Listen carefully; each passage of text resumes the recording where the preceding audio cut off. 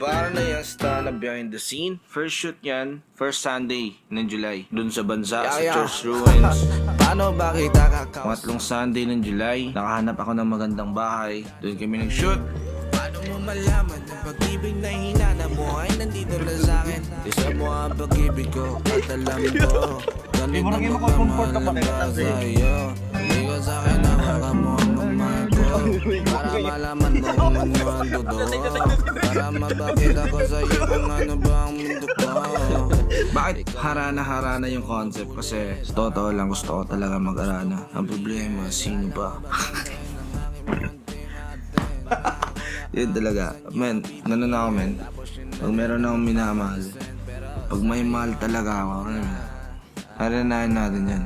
Lalo na pag alam ko na deserve mo yan. Lalo na pag alam ko na deserve mo yung pag-ibig ko. Lahat ng lyrics sa kanta na to is mga tunay na mga naramdaman. Yeah.